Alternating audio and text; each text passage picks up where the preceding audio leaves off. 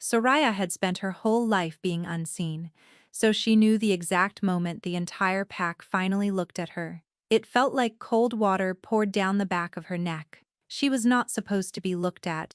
She was the silent-born girl who tended the dead, and her place on the night of the claiming was at the very edge of the great hall, behind the last row of torches, holding the bowl of ash that the rites required. 300 wolves filled the chamber between her and the dais. She had come to light the ancestor candles, and then disappear, the way she always disappeared, into the gap that the pack left around her, like she was a draft they could feel but never name. It suited her, mostly. A draft went everywhere and was blamed for nothing. She had learned to move through the hold in the seams of other people's attention, and on a night like this, with the whole pack drunk on ceremony and the moon hanging fat and white in the great window, she had expected to be the least remembered person in a chamber of 300. That was the plan. Light the candles, carry the ash, vanish. Then King Theron walked the length of the hall to take his place beneath the moon window, and as he passed the spot where she stood, half swallowed by shadow, something happened that should not have been able to happen. He stopped. The Alpha King of Valemore stopped walking in the middle of his own claiming, and his head turned, slow and helpless as a compass needle, until his eyes found her in the dark behind the torches. And Soraya, who had no wolf, who had never in 19 years felt the thing the others described as the bond pull, felt something reach up out of the floor of her chest and seize her by the ribs. It was recognition.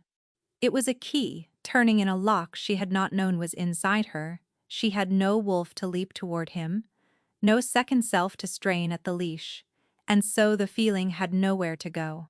It simply filled her, floor to crown, warm and total and certain, the way she imagined other wolves must feel every ordinary day of their lives and never once thought to be grateful for. For a single heartbeat, she understood exactly what she had been missing without ever once knowing its name.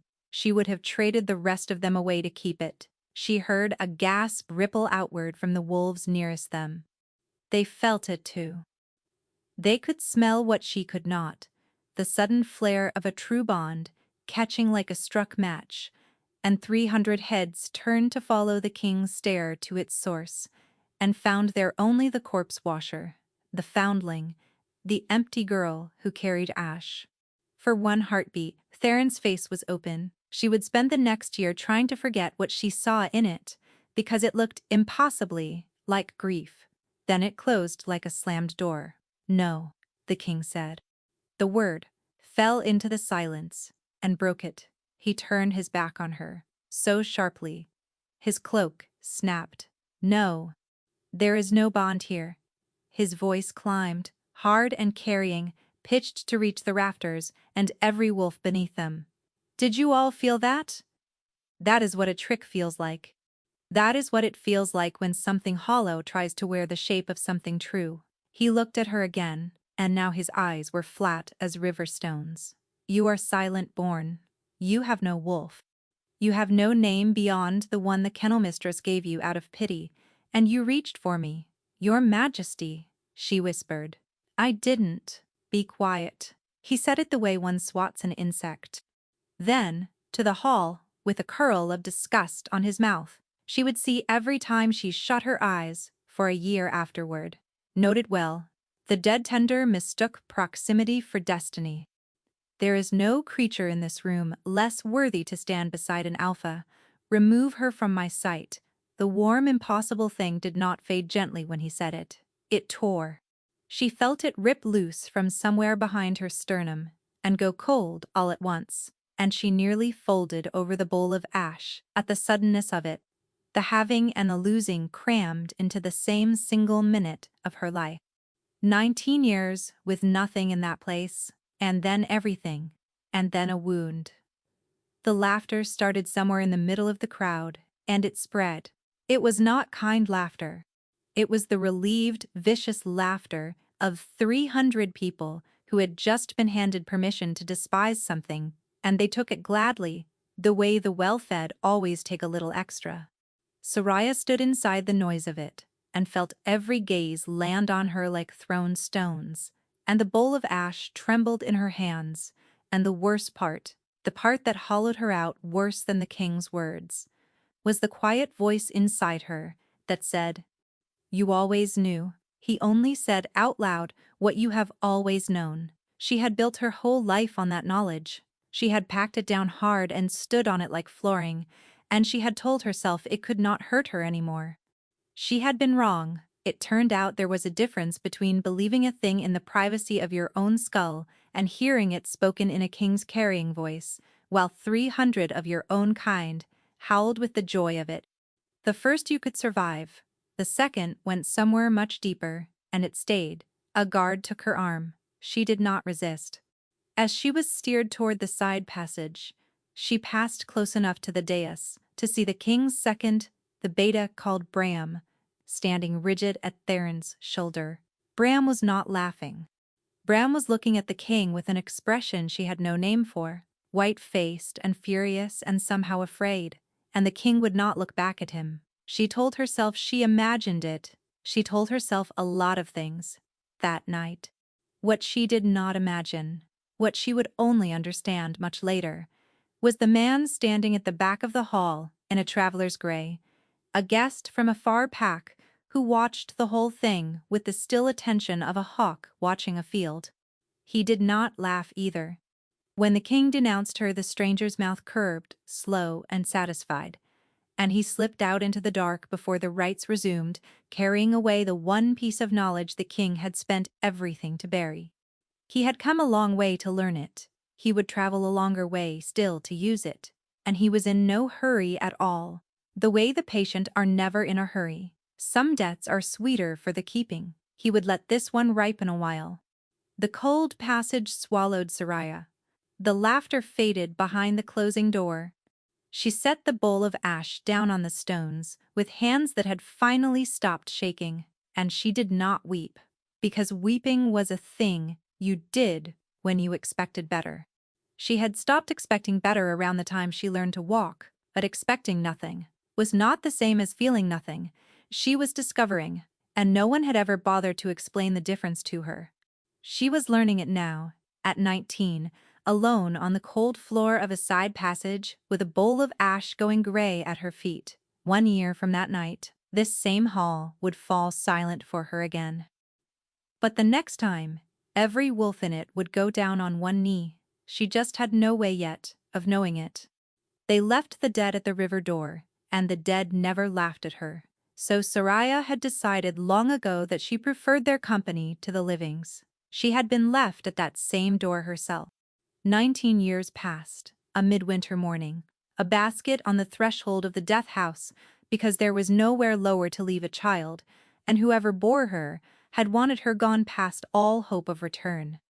The kennel mistress had taken her, in the way you, taken a stray, you fully intend to drown, and then somehow never do. She had been named Soraya after a word in an old tongue that meant the star that rises last, which Soraya had always suspected was less a blessing than a joke about how long anyone had expected her to last at all. She had lasted. Silent-born children mostly did not. A wolf came to a pup somewhere between the first breath and the 7th winter. And when it came, you felt it arrive. A second heartbeat, a warmth, a self inside the self. Soraya's never came. She had waited for it with the focused, secret hunger of a child who believes that being whole will make her loved, and the wolf had not come, and she had grown up scentless in a world of noses, invisible in a world that knew its own by smell. To the pack, she was a hollow at the center of a girl, useful for the dead, because the dead did not care that she was empty, and because no wolf, with a living self, wanted to spend their days washing the cold limbs of the gone. So she washed them. She closed their eyes and combed their fur and folded their human hands and sang them the going songs in her plain, unmagical voice. And she was good at it, and no one had ever once thanked her.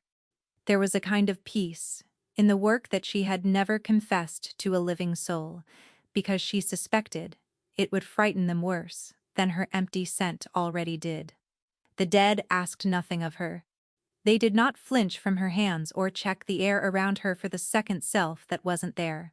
In the long, quiet hours of the death house, she was simply a pair of careful hands and a plain, low voice. Neither hollow nor whole, just useful, just present, just there. It was the nearest thing to belonging she had ever been permitted, and it was built entirely out of the gone. The morning after the claiming, she went to work as she always did, because the alternative was to lie in her cot in the death house loft and listen to the pack wake up into a world where the funniest thing that had happened in years was her. It was worse than she had braced for. The whispers found her before she reached the well. A cluster of young wolves at the water saw her coming and did not even lower their voices. That's her, the one who thought she could mate the king. A girl Soraya had once nursed through a fever, years back, when no one else would touch a sick pup, looked her dead in the face and turned her shoulder. By the time Soraya filled her buckets, someone had drawn a crude thing in the mud by the death house door. A stick king and a stick girl with a great red X scratched between them, and underneath it a single word in the common script.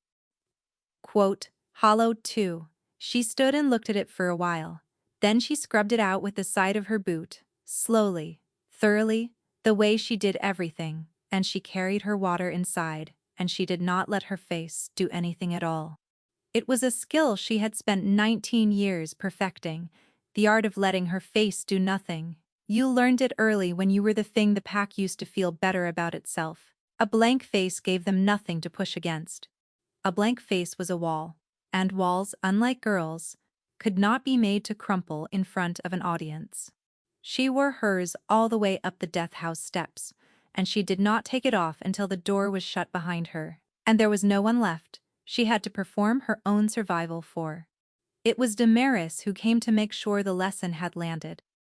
Damaris was highborn, a cousin of the king's late mother, all silver hair, and a scent the other wolves spoke of, like it was a kind of music, and she arrived at the death house an hour past dawn, with 2 of her friends and a basket of the king's own white flour, as if she had a reason to be in the lowest building in the hold. She did not. She had come for the pleasure of it. "I wanted to see how you were keeping," Damaris said, stepping over the threshold she would normally not have soiled her shoes to cross, her nose wrinkling at the cold, clean smell of the place. "After your great evening. We were all so concerned." "I'm well," said Soraya. "Are you?" Damaris drifted to the long stone table, ran one finger along its edge, found it spotless, and looked faintly disappointed. "You know, I almost felt for you, truly. To want a thing so far above you that you'd embarrass yourself in front of the whole pack reaching for it." She turned. Her smile was lovely, and it had teeth in it. "But then I thought, no. It's a mercy, really, what he did. Now you'll never have to wonder. The king himself, before 300 witnesses, told you exactly what you are. There's a sort of gift in that. Most of us never get told so plainly." One of the friends laughed. Soraya set down the cloth she was holding. She was so tired, suddenly in a place far below her bones, the deep tiredness of being told what she was, over and over, by people who had never once thought to ask. And she felt something she did not have a name for yet, something that was not grief and was not shame, something with an edge. "You came all the way down to the death house," Soraya said quietly, "to tell me I should be grateful. That's a long walk for a small errand. Were you worried I'd recover too quickly, without your help?" The laughter stopped. Damaris's smile did not move, but something behind it did. "Careful," she said, all the silk gone out of her voice. "I'm always careful," said Soraya. "It's the only thing I've ever been allowed to be." She picked the cloth back up. "I have work. The dead don't keep, and they're better mannered than most. You can see yourself out the way you came in. It was a small thing. It changed nothing."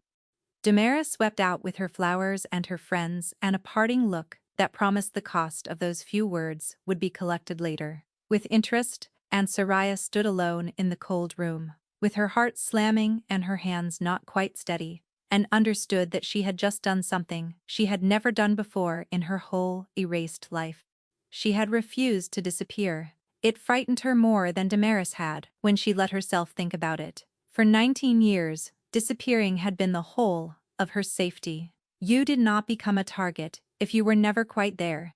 And in the space of a single morning, she had scrubbed a slur off her own threshold, and then looked a high-born wolf in the eye and made her flinch, and some old careful instinct in her was already screaming that she had just made herself visible in a hold where being visible had never once cost her anything but blood. That was the first morning. There were a great many more of them. The year that followed taught Soraya exactly how long a pack will keep its appetite for one small cruelty, which is to say, as long as it likes. Damaris found new reasons to come down to the death house. The children kept the drawing in the mud fresh.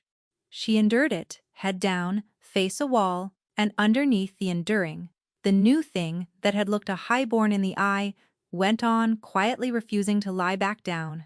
She did not know, that whole long year, that something in the hold had also refused to lie down. A death here, a death there, hushed and blamed on the damp and the bad air, nothing for a death house girl to trouble herself over.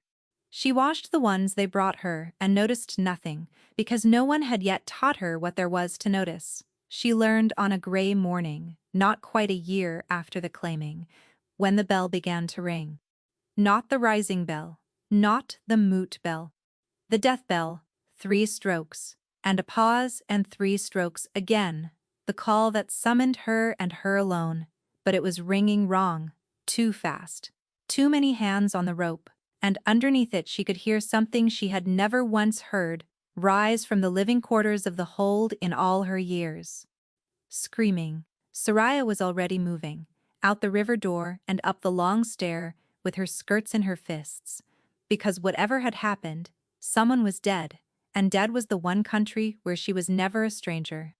She did not yet know that what waited for her at the top of the stair was not a death she could wash and sing and fold away. It was the first one. And it was wrong in a way that would take the rest from her, one by one, unless somebody who cast no shadow learned in time how to stand in the dark and see. The dead wolf in the upper court was named Idrin, and Soraya had folded his father's hands not 2 winters past, and she knew the moment she saw him that this was nothing she had words for. He had died, mid-shift. That was the first wrongness. A wolf's body knew how to be a wolf or how to be a man, and in death it chose one and held it, the way a held breath finally releases. Idrin had died, caught between the two, neither shape finished, every line of him gone, still in a way that nature did not permit, as if something had reached inside him and quieted the turning halves of his self in the middle of their change. And his eyes were open, and they held none of the soft, gray peace of an honest death. There was no light left in them at all. Only a strange, deep, dark, cold and patient, and wrong, as though something had reached in and drawn every trace of warmth out of him, and left that quiet emptiness behind.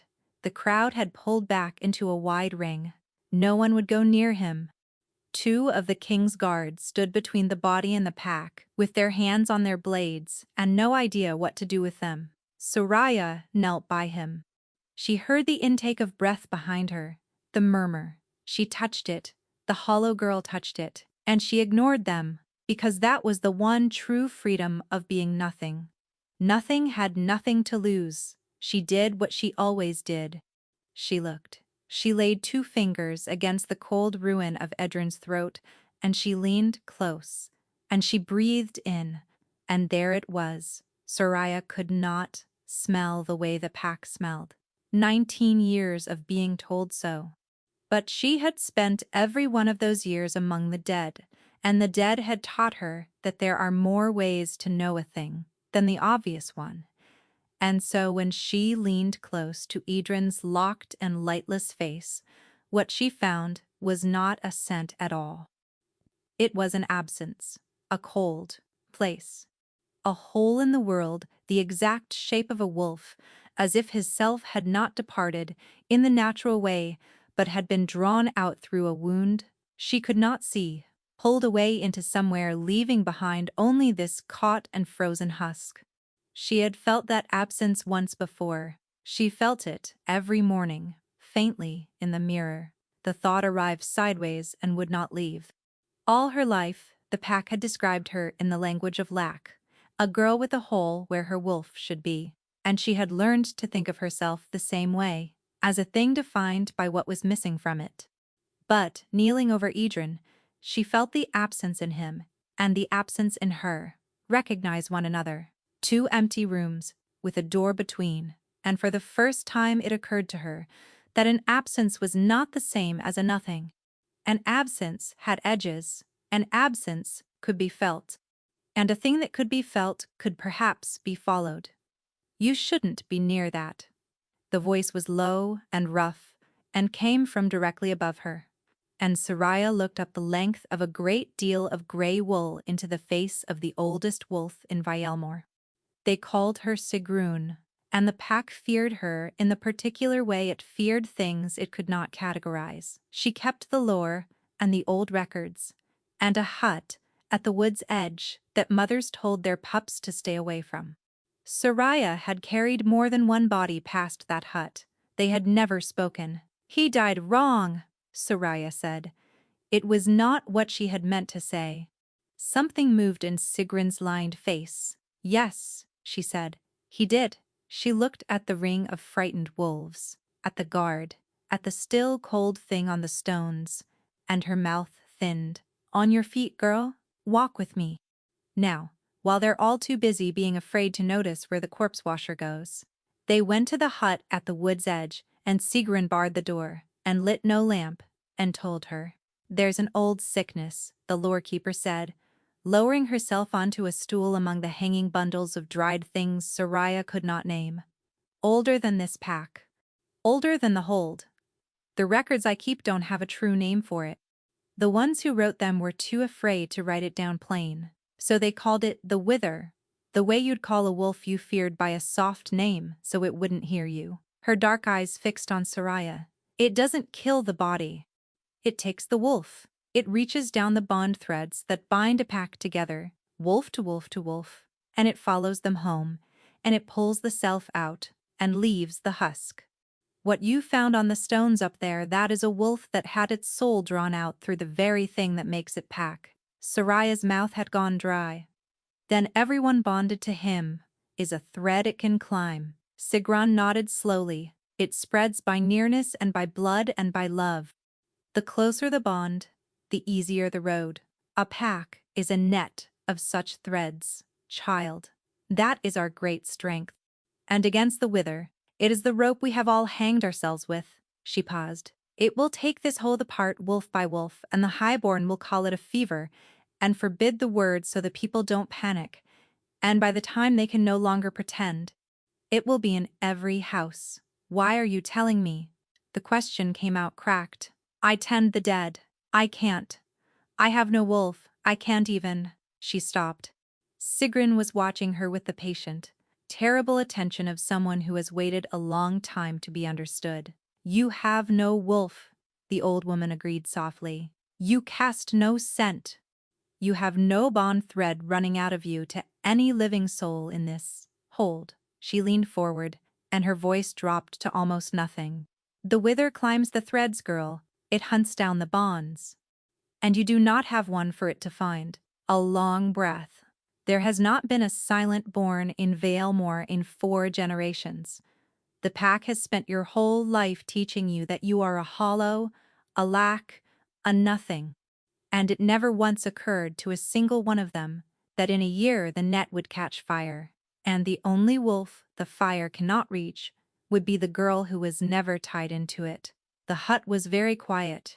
Somewhere outside, far off, the death bell had started again. 2 strokes this time, then a third. "That's another," Sigrun said, not moving. "Already. You see how fast." She reached out and took Soraya's scentless hand in her dry old fingers, the first time in 19 years anyone had taken it without needing something from it. "I cannot stand against this. I am old, and I am tied into the net like all the rest. But you can walk through it untouched, and you can find the taint before it blooms, because you have lived your whole life learning to feel an absence in a room full of presence. Her grip tightened. Tell no one yet. They will either fear you for it or use you up. Let me think on how to keep you alive while you save them. Can you do that? Soraya looked down at the old hand around hers. She thought about the stick figures in the mud. She thought about 300 wolves laughing. She thought about a king who had looked at her with grief and then named her, before the whole pack, the most worthless thing in his hall. They hate me, she said. It was not a refusal. It was just true. I know, said Sigrun. Save them, anyway. That's the part that will matter. And then, because the old woman could not have known what those words would do to a girl who had been waiting 19 years for one single reason, to deserve the air she breathed, Soraya nodded. She was almost to the door when Sigrun spoke again, and the new note in her voice stopped Soraya cold with her hand on the bar. One more thing, girl, and then you go. The lorekeeper's eyes had gone distant and sharp at once. When you knelt by that body, I watched the way it was made. That wolf did not take the wither by chance, the way the old records describe. There was a mark cut into the stone beneath him, a sign. Someone put it there. She held Soraya's gaze. The wither doesn't arrive on its own, not this time. Someone has carried it to our gates and is feeding it our people on purpose. And I have only ever known one creature in all the world who hates this Hold's king enough to do it. Soraya's heart was pounding. Who? But Sigrun only shook her head, her face shut tight as a fist, and said, Not yet. First, you learn to walk in the dark. Then I tell you whose dark it is.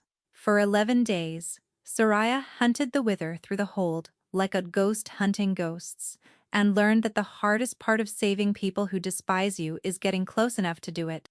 She could feel the taint, now that she knew the shape of it. That cold absence, that hole in the warm, crowded world of the living, blooming, faint, and gray around a wolf days before the cold ever reached their eyes. She found it first in an old male called Pell, who hauled water, a chill the size of a coin in the middle of his chest. She did not know yet how to pull it out. But Sigrun had given her the older knowledge, the lore the records kept, that the wither spread by the bond threads, and so a wolf caught early, cut off, kept apart, made to sleep alone and touch no one, could sometimes burn the cold out on their own before it rooted. So Soraya learned to lie. She told Pell the death house needed a strong back for a season, and that there was a cot and 3 meals in it, and she kept him apart, and on the 9th day, the gray coin in his chest guttered and went out, and he was the first wolf in living memory to thank the silent-born girl for anything. He did not know what she had saved him from, she did not tell him, but he told the next one, and the one after that, when she came with her strange certain knowledge, and her insistence on solitude, did not turn their shoulder quite so fast. It was not respect, not yet. It was the first thin crack in a lifetime of being nothing, and Soraya, who had never been given anything, hoarded it like a miser. She caught herself returning to it at odd hours. The memory of Pell's rough thank you, girl, turning it over the way you would turn a coin you weren't certain was real. It was such a small thing to matter so much. She was almost ashamed of how much it mattered, and she went on letting it. Then the wither reached the king's own household, and everything she had been building in the dark was dragged into the light. It came for a boy. His name was Wick, 8 years old, the son of a hearth cook, and he had the run of the hold the way small loud children do, and he was beloved, which meant his small body was tied by 100 bright threads to half the people in the keep.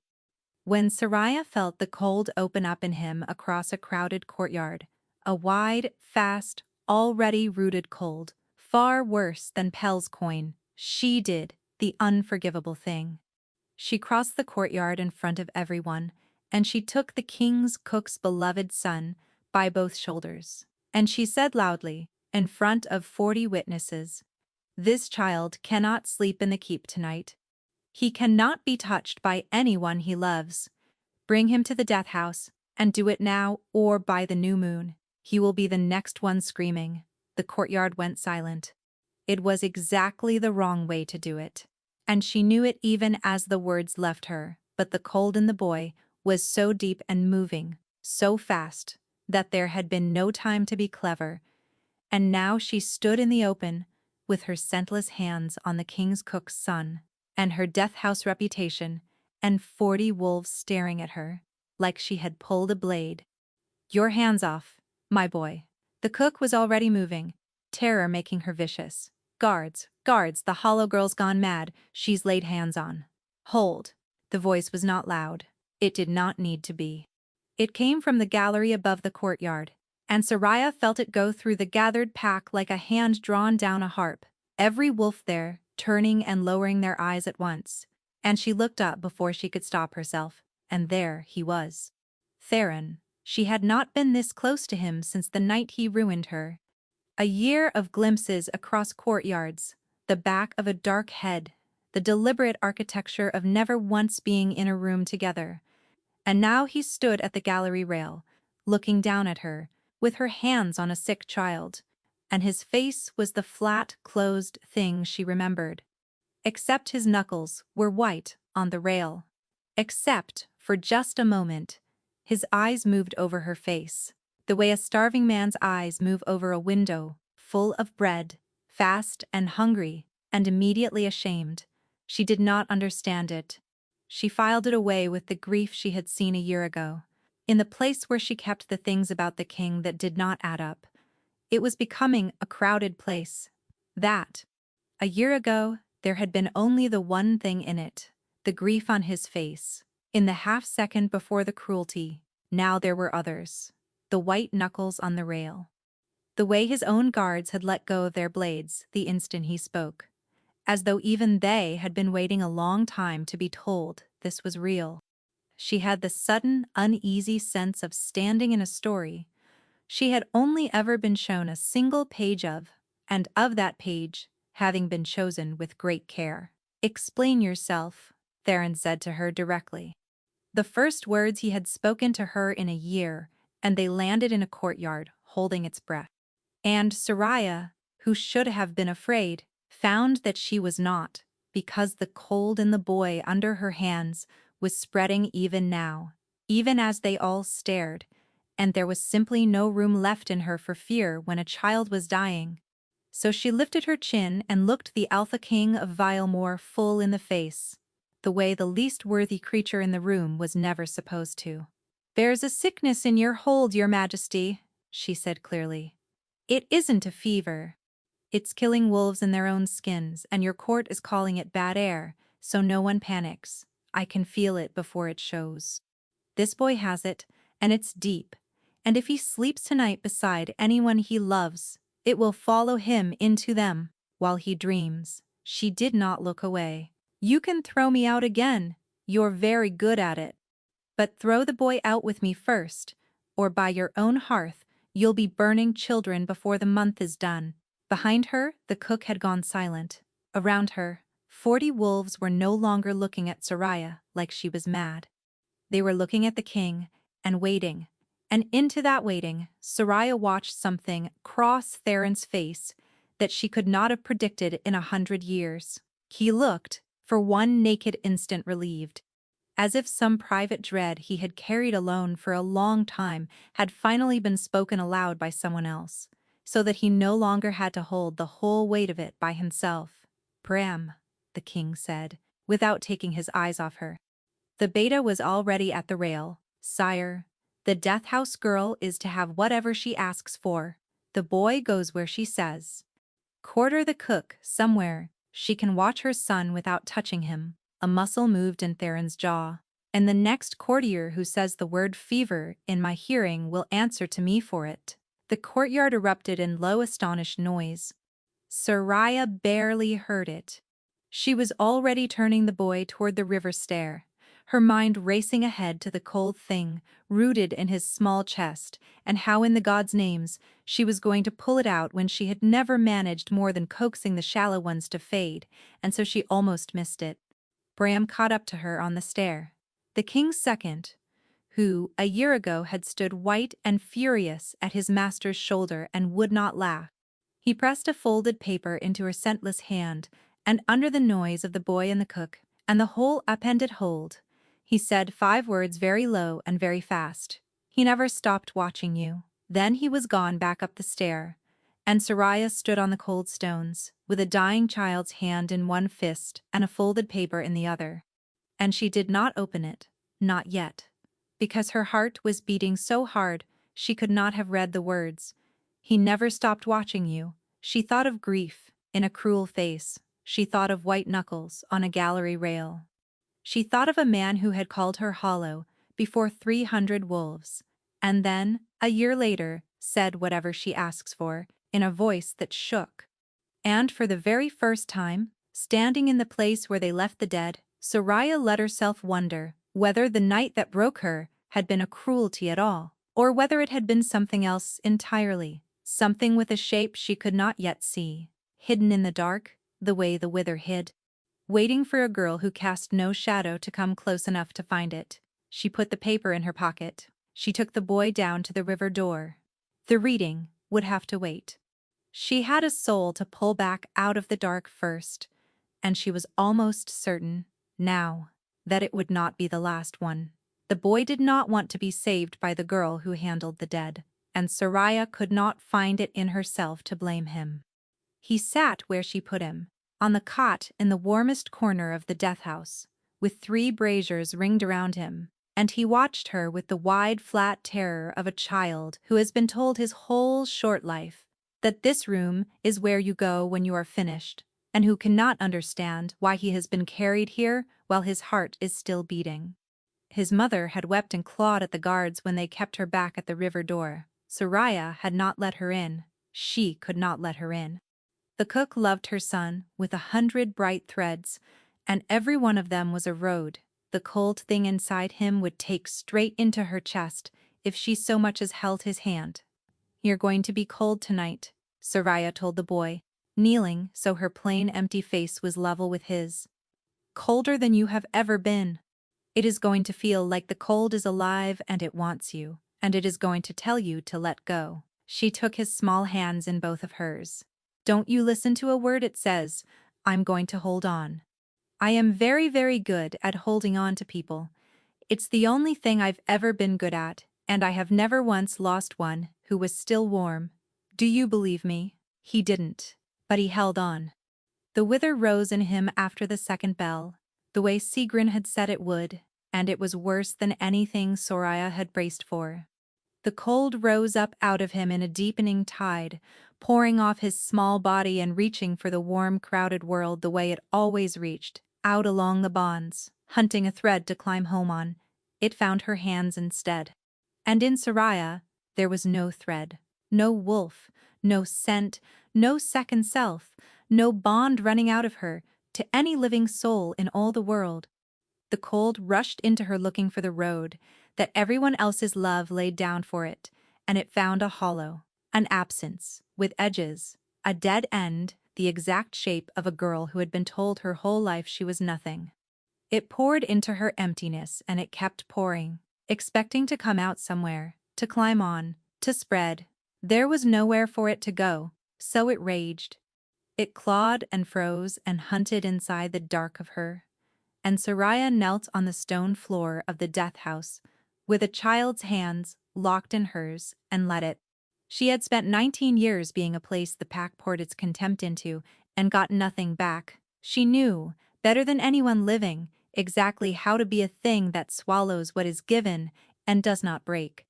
The cold filled her until her teeth chattered and her vision whitened at the edges, and her own heart slowed to a deep, painful crawl. And still she did not let go of the boy, and still the wither found no thread out of her, and somewhere past the middle of that endless night it began, at last, to tire.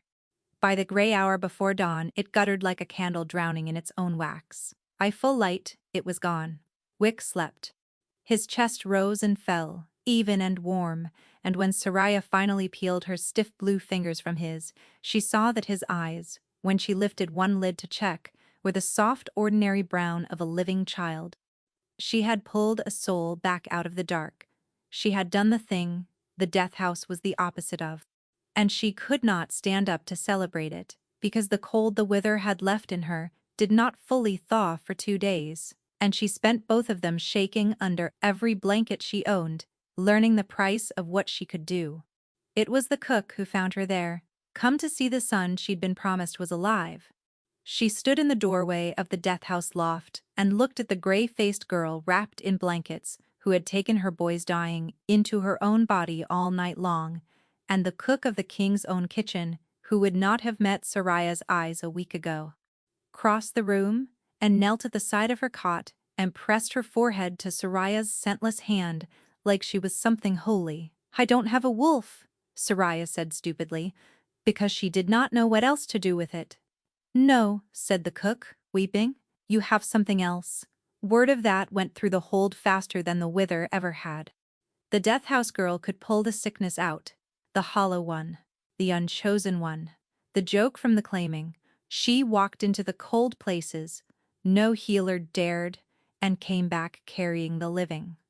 By the end of the week there were 3 families camped at the river door who would not have spat on her a month before, and Pell stood guard over her sleep without being asked, and somewhere in the hold, the word for her had begun, very quietly, to change. It was on the second night of the shaking that she finally remembered the folded paper in her pocket, and opened it and read the words Bram had pressed into her hand. "He has always seen you. Come." Beneath it, an hour and a place. The old mews where the king's hawks had not been kept since his father's day, after the 3rd bell. "Tell no one?" She told no one. She went. He was already there when she came, a tall darkness against the broken moonlight through the rafters, and the moment she crossed the threshold, the warm impossible thing she had felt exactly once in her life, a year ago in a crowded hall, rose up and closed around her ribs all over again. It should not have been possible. She had no wolf to feel a bond with, but she felt it, the pull, the certainty, the door swinging open onto a room she had been told all her life did not exist inside her, and across the dark of the empty mews, she saw Theron go rigid as a struck post, and knew, with a falling sensation, that he felt it too. No greeting. His voice was rough, like he hadn't used it gently in a long while. "Whatever you're doing down there, the cook says you go blue. Bram says you didn't rise for 2 days." A muscle worked in his jaw. "It has to stop. People are dying," Soraya said. "I am aware that people are dying. Then it can't stop." She lifted her chin, the way she had learned to in a courtyard a week ago. "You've known about the wither for months." Bram's note. "You've known, and you've said nothing. And you've let your court call it a fever while it eats your people house by house. Why?" For a moment she thought he wouldn't answer. He turned half away, and the moonlight caught the deep, bruised exhaustion under his eyes, the hollows in a face that should have been a decade from looking like that, and she set it beside the grief from the claiming and the white knuckles on the gallery rail, in the part of her that had begun against her own better sense. To suspect the king was a stranger and sadder man than he let the hold believe. "Because the moment I name it," Theron said quietly, "the one who sent it knows I understand. And the moment he knows I understand." He stopped himself, hard, like a man catching his own hand before it touched a flame. "It does not matter. You need to know only this. You can do what no one in this hold can do, and I cannot lose that, and I cannot lose you, so you will let me help you survive it. Bram will bring you to me. We will do this in the dark, where no one sees. And you will never, ever tell a living soul that the King of Vilemore needs the dead house girl for anything at all." His eyes found hers across the ruined mews, and there was something terrible and pleading in them. "Can you give me that? Your silence. I have asked for very little in my life. I am asking you for this. Soraya looked at the king who had broken her before 300 wolves, and who was now standing in a hawkless muse at the third bell begging a foundling for her silence, like it was water in a drought, and she understood that she had been telling herself the wrong story about that night for a year, and that the right one was hidden somewhere in the dark behind his eyes, in the place he had nearly burned his own hand reaching toward. "I'll keep your secret," she said. "I'm very good at keeping things that no one wants seen. I've had practice." It was not until she was halfway back to the death house, her heart still pounding from the pull of him, that she found the second sigil. It was cut fresh into the underside of the mews door, where her shoulder had brushed it, going in the same deliberate mark Sigrun had found beneath Idrin's body, and the wood around it was still pale and weeping sap. It had not been there when she arrived. Someone had carved it while she stood 3 feet away talking to the king. Someone had been close enough to hear every word. For 11 nights, the wall between them came down a stone at a time, and Soraya was fool enough to think it might come down for good. It was always in the dark, always in some forgotten corner of the hold that the court had no reason to walk, and it was always supposed to be only the work. Bram would come for her after the third bell. Theron would be waiting with a map of the hold spread on whatever surface they could find, the houses where the cold had bloomed, marked in his own careful hand, and they would plan the next night's hunt, which family to move, which child to keep apart, where the wither would reach next, if it kept to the pattern they were slowly learning to read. He had a soldier's mind for it. She had the only senses that could find the thing. Between them, for the first time since it began, the withers stopped being a doom that fell from the sky and became an enemy with a shape that could be fought. But you cannot spend 11 nights bent over the same small circle of candlelight with a person and keep the wall fully built. She learned that he was funny in a dry, buried way when he forgot to guard himself. She learned that he carried the name of every wolf who had died of the wither, all of them, in order, and said them sometimes under his breath, like a man counting a debt. She learned that he watched her hands when she talked, and that when she caught him at it, he looked away too fast, like a boy. And once, near dawn, when she had gone gray and swaying after a hard pull, she had felt him cross the room and stop just behind her, close enough that the warmth of him soaked through the cold the wither had left in her, close enough that the pull between them sang so loud she could hardly breathe, and he had reached out, and she had thought, now, finally, he will touch me, and he had pulled the blanket up over her shoulders instead, and stepped back, and said her name, once, low and wrecked, like it cost him something to say at all. Soraya, that was all. But no one in 19 years had ever said her name, like it was a thing they were afraid of wanting. She let herself hope. She knew better, and she did it anyway, because she was 19 and starved, and the most powerful wolf in the realm said her name in the dark like a wound. That was her mistake. She would not make it again. The blow came on the 12th night, and it came wearing Bram's face. He brought her to the mews as always, but the king's second was gray and grim, and Theron was not bent over a map when she came in. He was standing very straight in the center of the empty floor, and his face had gone back to the flat closed thing from the claiming, the riverstone eyes. The door slammed shut, and the sight of it stopped her cold in the doorway. "This ends tonight," Theron said. Soraya's heart dropped. "The wither doesn't end tonight. We're not close to. Not the wither. This," he gestured. A short, violent motion that took in the mews, the candle, her, the 11 nights, all of it. "You will not come here again. Bram will not bring you. The work is finished. People are still dying. Then they will die." His voice did not change at all, and that was the most frightening part. "Whatever you are to this hold, you will be it from a distance. You will not be seen near me. You will not be brought to me in the dark. You will go back to your death house, and you will keep to it. And if our paths cross in daylight, you will lower your eyes like every other wolf, and you will pass me by. A breath. That is an order from your king. She should have lowered her eyes then. A year ago, she would have. The silent-born girl who had spent her life learning to take what she was given and not break, would have folded the way she always folded and carried her ash away into the dark. But she was not entirely that girl anymore. She had held a child's dying in her own body all night long and won. She had felt 3 families bow their heads to her at the river door.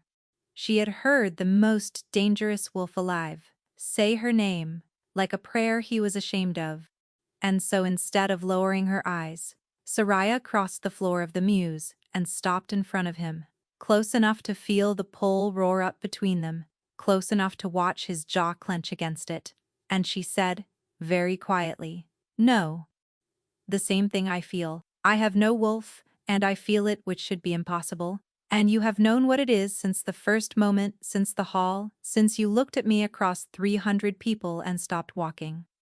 You feel it right now. So, before you send me away into the cold, a second time, you are going to look me in the face and tell me what I am to you, because I have spent a year believing your answer was nothing, and I no longer think that you were telling the truth." For one suspended moment, the wall was gone. She saw the whole of it surge up behind his eyes, the want and the grief and the year of it, and she saw his hand twitch at his side, like it would reach for her against his every command, and she understood that if she just held still, just waited, the truth would break out of him, here in the ruined mews. Then his face shut, final and absolute, and he gave her the cruelest gift he had. "You are a tool," Farron said, each word laid down flat and deliberate as stones on a grave. "A useful one. Nothing the bond chooses is ever truly nothing. There, I lied at the claiming, and I will not apologize for it.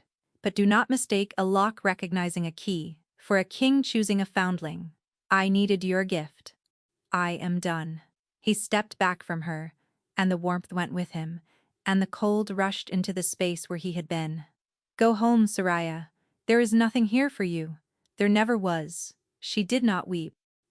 She had told herself a year ago on the floor of a side passage that weeping was a thing you did when you expected better, and she had let herself expect better for 11 nights. And look, so she did not give him her tears. She gave him her silence the way she'd promised, and she turned and walked out of the mews with her spine straight and her face a wall, and she did not let it crack until she was 3 corridors away with no one left to perform her survival. For what she did not see, because she did not look back, was the King of Valemore sink down onto the cold floor of the empty mews the instant the door closed behind her, and put his face in his hands, and shake.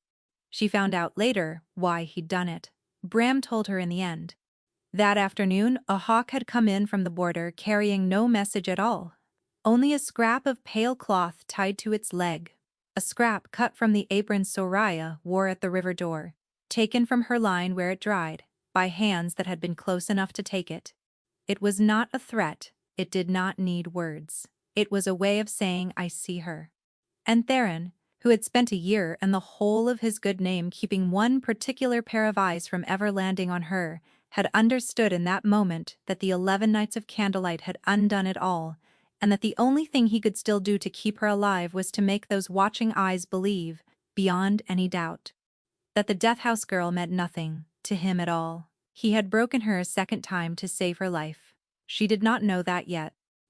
All she knew in the cold days that followed was that the pole had not died with the wall he'd thrown back up, that the absence of him was its own slow sickness, a cold with no wither in it that ached in the hollow of her chest and would not thaw. She stopped sleeping. She stopped eating much. The families she had saved brought her bread. She could not swallow and sat with her anyway, and Pell guarded a door that no longer needed guarding, and the pack that had begun to love her watched the Death House girl fade by inches and did not understand why. Sigrun understood. The old lorekeeper came on the 5th gray day and barred the door and lit no lamp, the way she had the first time, and she looked at Soraya's hollowed face for a long moment.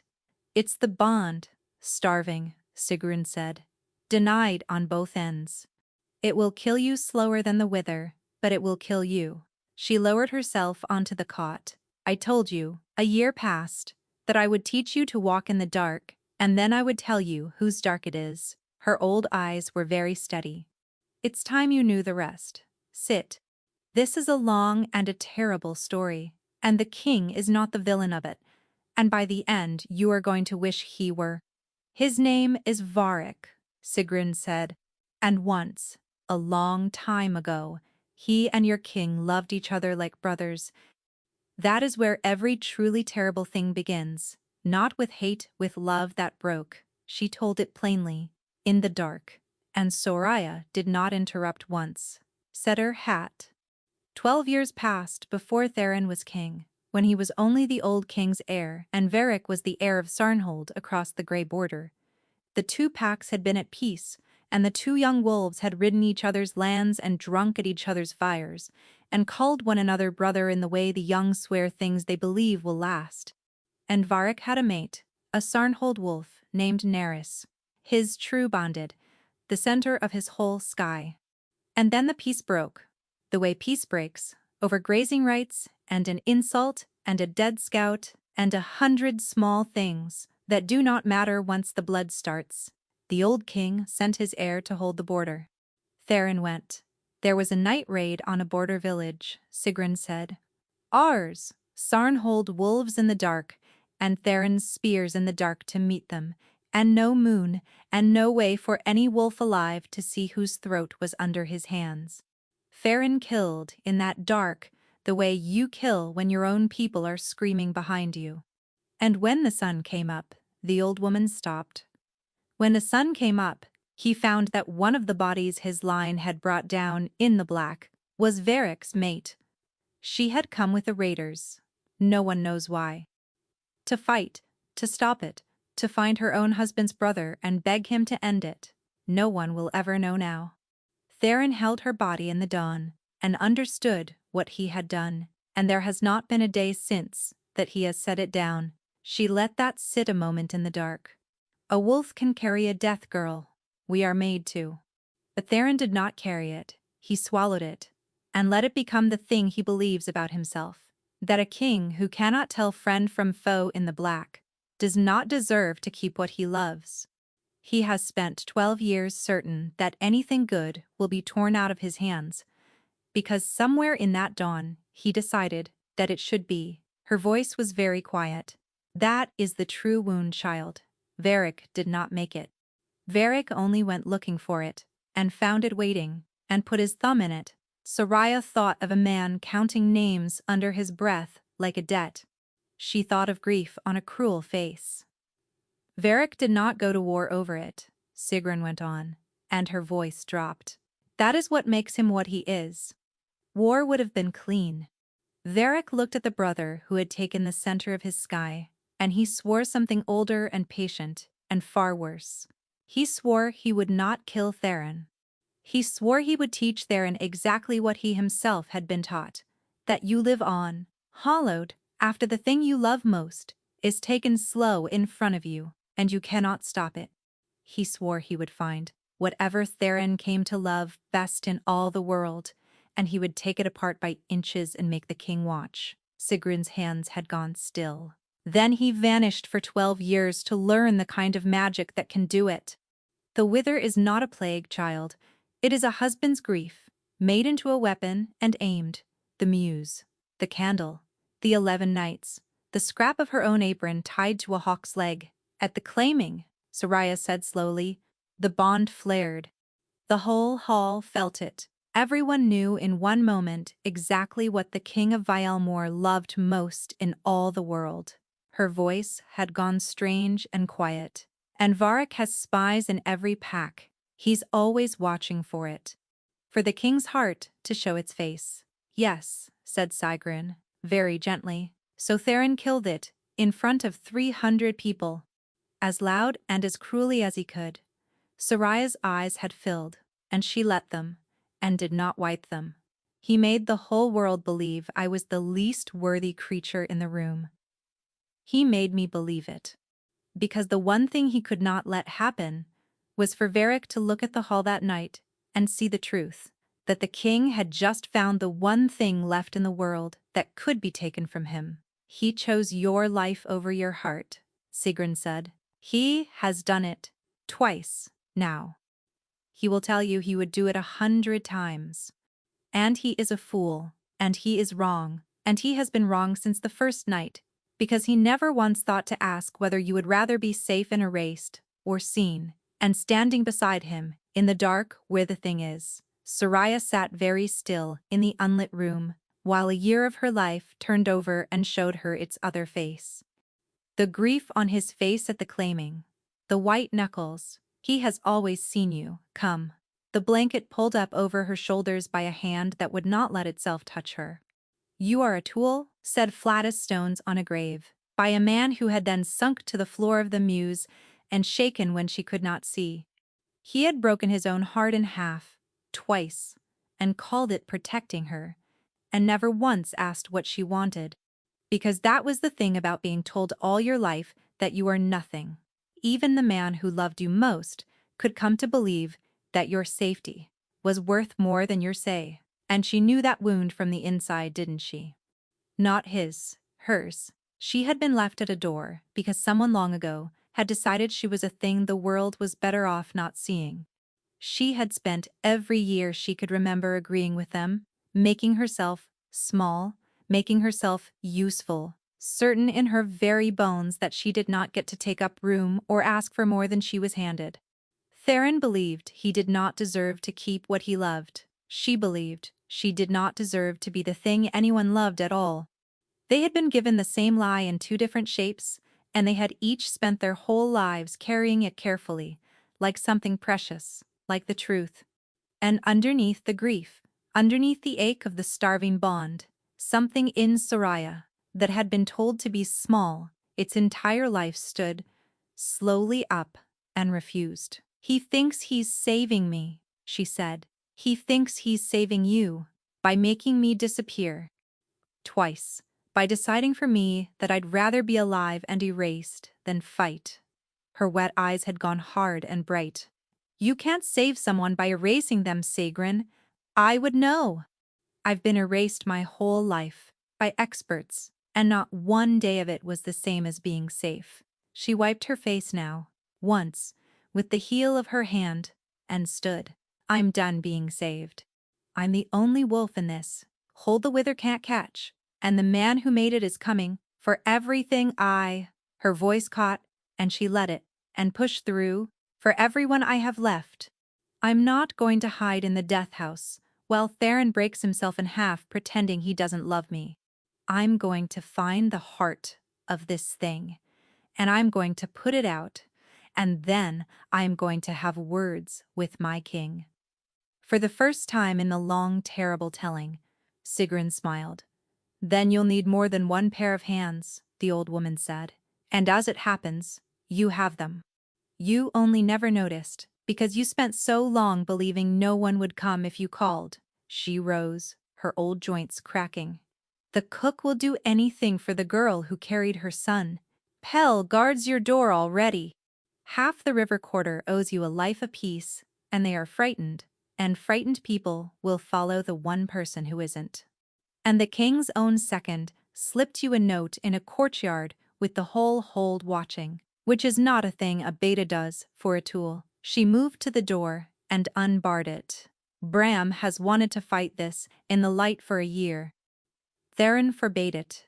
Theron is not here. Shall we go and wake your allies? Star, that, rises, last? Dawn is a foolish time to start a war, which is exactly why no one will expect it. Soraya stood in the dark and tried to take in the shape of the thing the old woman was describing. A girl with allies, a girl people would rise for, a girl at the front of something instead of swept quietly to its edge. It did not fit her. It was a coat cut for someone else's shoulders. But she thought of Wick's brown eyes opening in the gray light and the cook's forehead pressed to her scentless hand.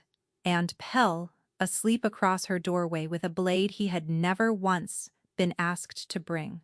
And she understood that the coat had been tailored to her for weeks now, quietly while she wasn't looking. one saved life at a time, and that the only soul left in the whole hold still, surprised to find her wearing it, was herself.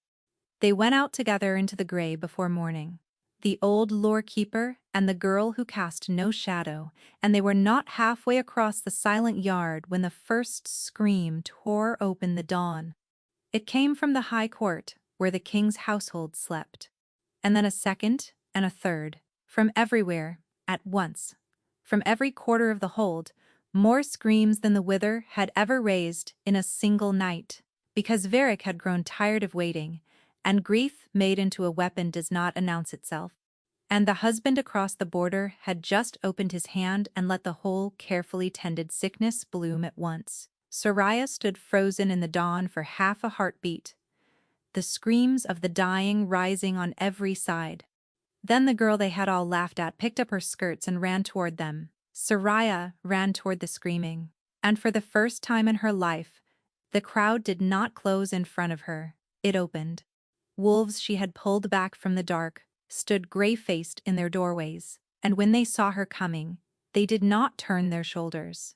They pointed. "The High Court!" they cried. "It's everywhere. It's all at once." And she understood, even as she climbed, that this was no longer the patient bloom she had learned to read. One cold coin at a time, the whole web had been lit. She could feel the full shape of it for the first time, a vast freezing net thrown over the entire hold, every bond thread in the pack, alight and burning inward, all of it pulling toward one place. She came up into the high court and found the center of the world. Theron was there, on his knees in the middle of the great court, with his household dying around him, and he was not fighting because there was nothing to fight, no throat to put his hands on, only the cold pouring down 1,000 invisible threads at once.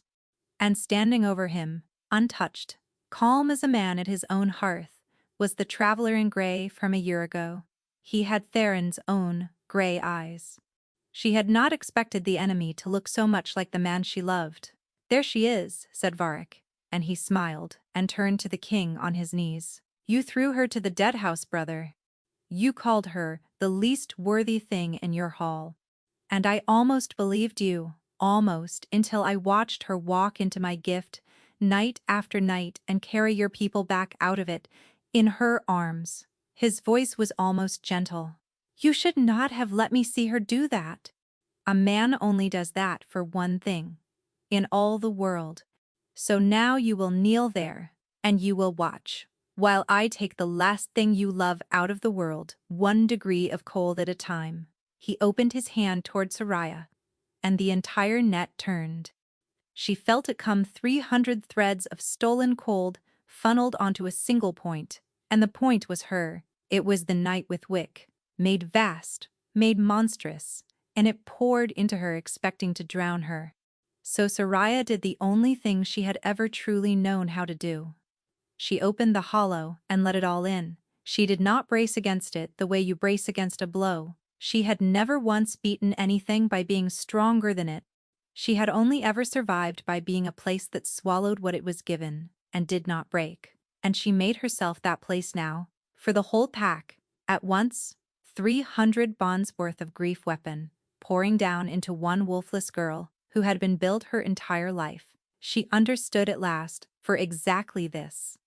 The cold rushed in and found no thread to climb, nowhere to go but down into a hollow it could not fill. But a hollow can be made to fill. And there was one thread the curse could still climb. The one Varric had aimed it down from the start, and it was not hers. It was Theron's, because the Wither did not run on cold alone. It ran on grief, and on the oldest lie grief tells, that loss is a debt, and the loved thing was always owed to the dark. And kneeling there, watching the girl he had broken himself twice to protect die in front of him for his people, Theron believed that lie to his bones.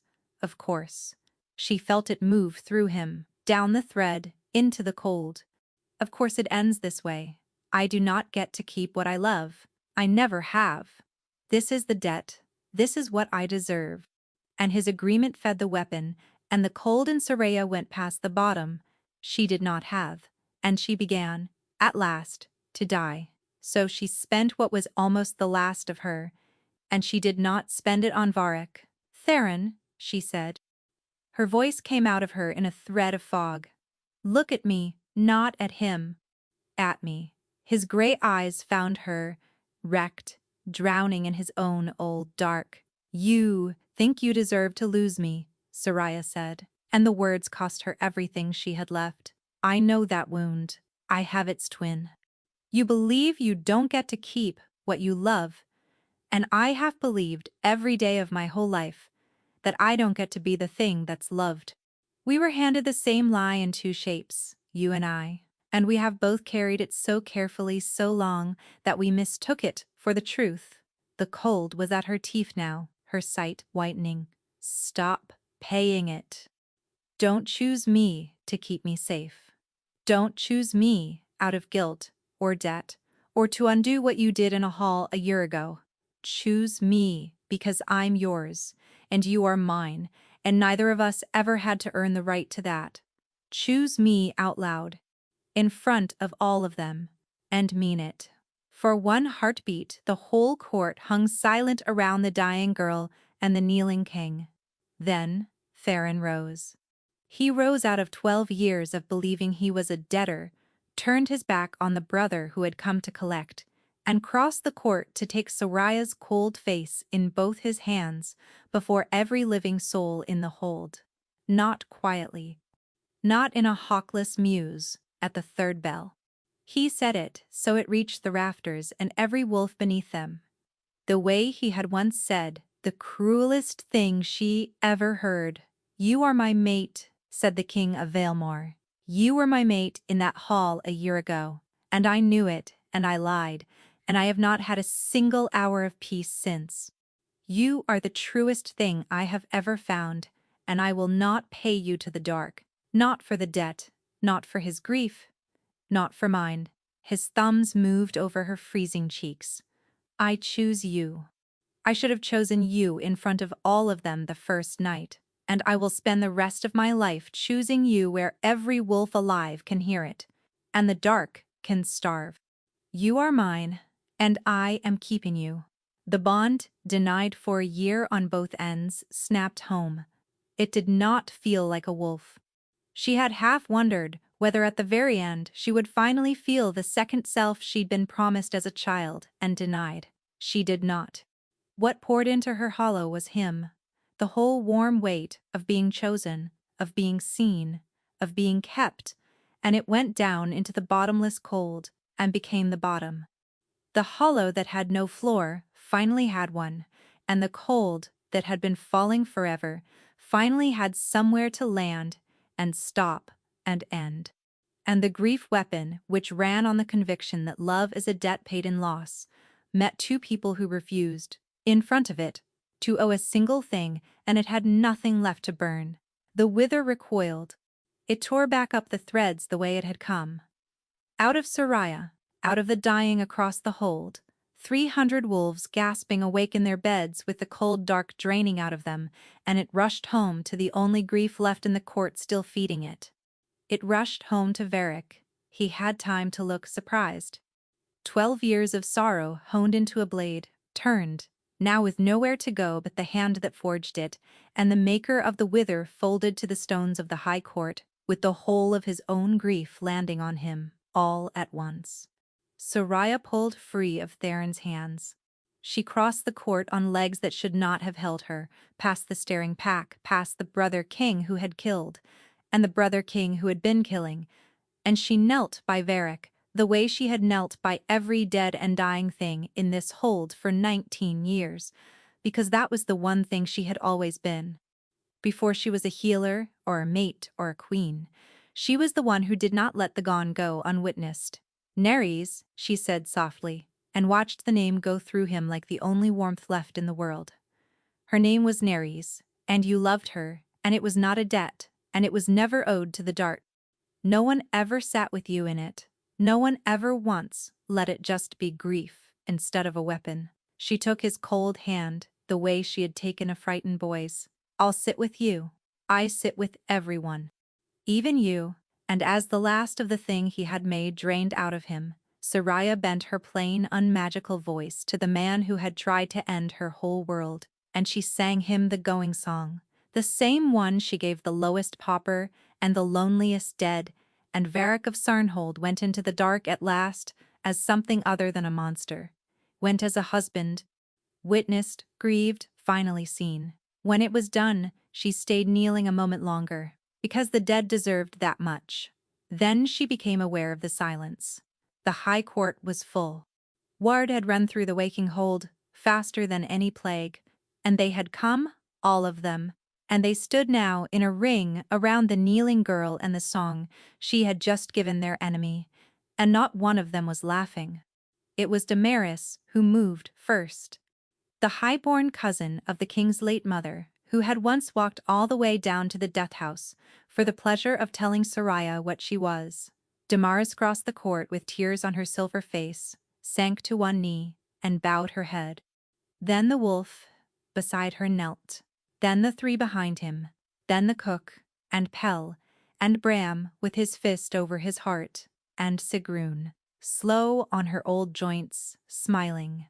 Then the whole high court of Vilemore went down like a field bending under wind, 300 wolves to their knees in the same hall where they had once howled with the joy of despising her, until the only two souls left standing in the heart of the hold were Soraya and the king who had finally chosen her.